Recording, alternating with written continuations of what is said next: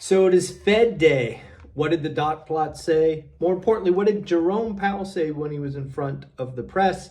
Also, we have economic data about jobless claims, housing starts, and we actually have the Los Angeles Lakers being sold for a record $10 billion valuation. Yes, the Buss family has sold a majority share in the Lakers for $10 billion. Dr. Buss, I think, bought the team for like $80 million. So quite a return for the family. But let's get in the dot plots again. What I was most interested in watching in the dot plot was how many of the Fed presidents had the cojones or the balls to say 0 rate cuts in 2025. You know that has been my stance since last November. Two sessions ago or two SOPs ago, we had one brave soul. Last SOP, we had 4. Folks, now we have 7. The majority of Fed presidents said 0 rate increases, 7. Now there are 18. The others said 1, 2, or 3 rate increase or rate cuts. So again, the most common picked was 0, with 7 Fed presidents. On top of that, we really got stagflation, right? We also got GDP, inflation, and unemployment. So GDP forecast was lowered in the latest SOP. It went from 1.7 to 1.4. So definitely below trend. You can call trend 2%. What about unemployment? Not feeling very good about the unemployment rate. They raised that from 4.4 to 4.5. And again, what about inflation? This is the big one, folks. Inflation increased to 3.1. Core PCE was raised to 3.1 from 2.7. So again, let me think about this. More inflation, lower growth, more unemployment. And yet 2 rate cuts was the call. Again, I don't think that's coming. Again, having called 0. More importantly, what did Powell say in front of the press? I have a whole bunch of quotes. We'll go through them. And we'll just go through those now. So Powell, talking about housing. Housing is a long-run problem. Basically, Jerome Powell's answer is he's going to worry about the job market and let the housing supply and demand work itself out. Next up, Powell says no one holds rate path projections with a great deal of conviction. That does not make me feel warm and fuzzy. We have these Fed presidents who are supposed to be good at what they do, but yet they are not confident in what they are doing. That seems kind of interesting to me. They did say that uncertainty peaked in April. That is something that we brought on you on this channel 6 weeks ago, and that looks to be holding. Again, we've got peak uncertainty behind us, with each and every day getting a little bit better, although this Iran-Israel thing is certainly throwing that for a potential loop.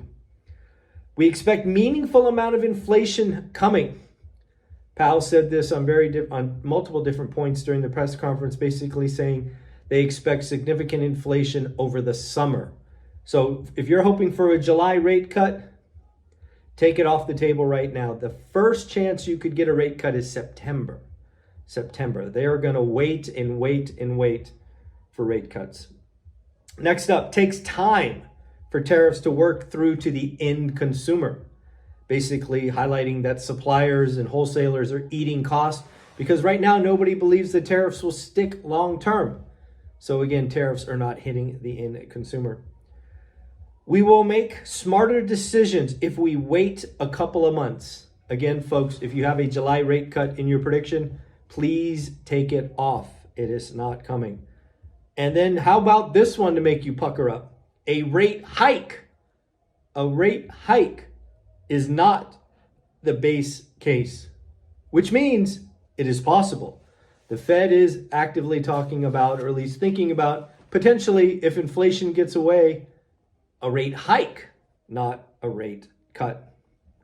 I do want to thank some people for joining school. In the last couple of days, we had Kelly, Tim, Marlon, Drexel, and Dan.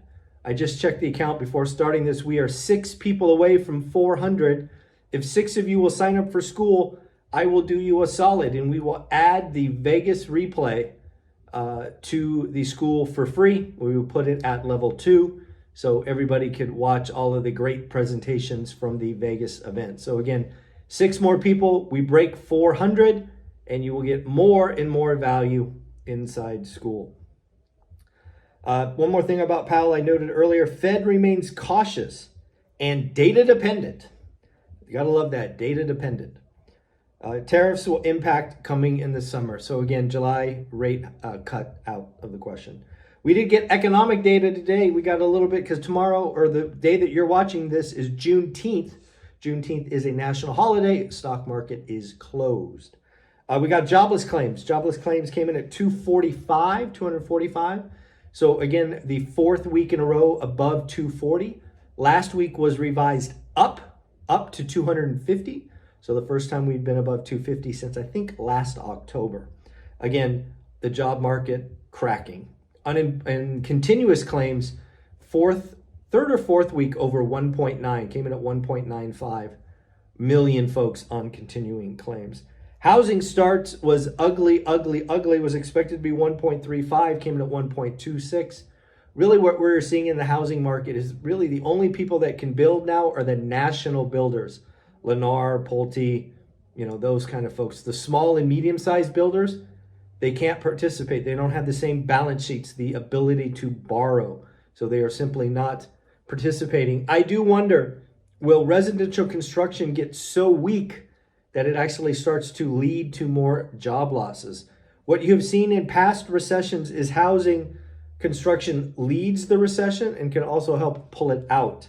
We are in a perilous state now with, again, housing starts near a record low of 1.26 million. Mortgage demand, again, Wednesday we get mortgage demand.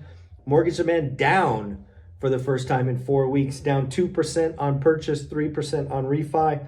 Again, consumers, buyers are just not participating in a market with 7% interest rates and supply going up in all the national headlines. And then finally, folks, let's give old Peter Schiff. Peter Schiff is out on Bloomberg talking about something worse than a recession. He thinks the Fed has no idea what it's doing.